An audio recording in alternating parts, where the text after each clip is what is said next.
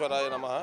ನಾವು ಮೊಟ್ಟೆಬಿನ್ನೂರು ಬ್ಯಾಡಗಿ ತಾಲೂಕು ಹಾವೇರಿ ಜಿಲ್ಲೆ ಅಲ್ಲಿದ್ದ ಬಂದಿದ್ದೀವಿ. 2ನೇ ವರ್ಷ ಜಾತ್ರೆ ಬಂದಿರೋದು. ಹೋದ ವರ್ಷ ಪ್ರಸಾದ ತೊಗೊಂಡು ಹೋಗಿದ್ವಿ, ಅನ್ಕೊಂಡು ಹೋಗಿದ್ವಿ. ಈ ವರ್ಷ ಮೊಟ್ಟೆಬಿನ್ನೂರು ಗ್ರಾಮಸ್ಥರಿಂದ 10,101 ರೊಟ್ಟಿ, ಒಂದು 28 kg ಚಟ್ನಿ, ಒಂದೆರಡು ಅಕ್ಕಿ ಪ್ಯಾಕೆಟ್ ತಗೊಂಬಂದು ಇವತ್ತು ಪ್ರಸಾದ ಸೇವೆ ಕೊಟ್ಟೇವ್ರಿ.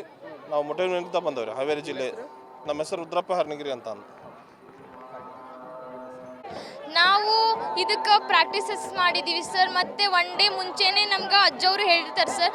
ಅದ್ರ ಬಗ್ಗೆ ನಾವು ಎಲ್ಲ ಗೂಗಲಲ್ಲಿ ಸರ್ಚ್ ಮಾಡಿ, ಯೂಟ್ಯೂಬಲ್ಲಿ ಸರ್ಚ್ ಮಾಡಿ, ಈ ಥರ ಟಾಪಿಕ್ಕು, ಈ ಥರ ಥೀಮ್ಸ್ ಬೇಕಾಗಿರುತ್ತೆ. ಮತ್ತು ನಮ್ಗೆ ಫ್ರೀ ಹ್ಯಾಂಡ್ಸನ್ನು ಹಾಕ್ಬೋದು ಸರ್. ಮತ್ತು ಥೀಮ್ಸ್ ಮೇಲೆ ನಾವು ಸೆಲೆಕ್ಟ್ ಮಾಡ್ಕೊಂತೀವಿ ಸರ್.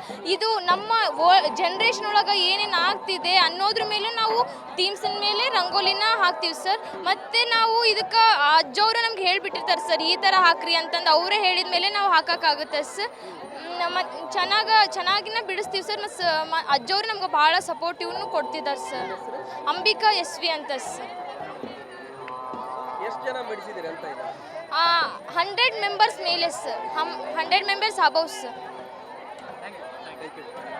ಪಡಮಟ್ಟು ನಿಜವಾಗ್ಲೂ ನಾವು ಈ ಜಾತ್ರೆ ಎಲ್ಲೆಲ್ಲಿ ನೋಡೋಕ್ಕಾಗೋದಿಲ್ಲ.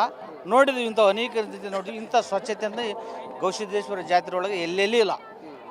ಜಾತ್ರೆ ಸ್ವಚ್ಛ ಸುಮಾರು ವರ್ಷಲಿದ್ದನೂ ಆಯ್ತು ಈ ಜಾತ್ರೆ. ನಾವು ಸುಮಾರು ಒಂದು 40 ವರ್ಷಲಿದ್ದನೂ ಇಲ್ಲೇ ಇದ್ದೀವಿ. ಬಟ್ ಆದರೆ ಇಂಥ ಸ್ವಚ್ಛತೆ ಬಗ್ಗೆ ಎಲ್ಲೆಲ್ಲಿ ನೋಡಿಲ್ಲ ನಾವು.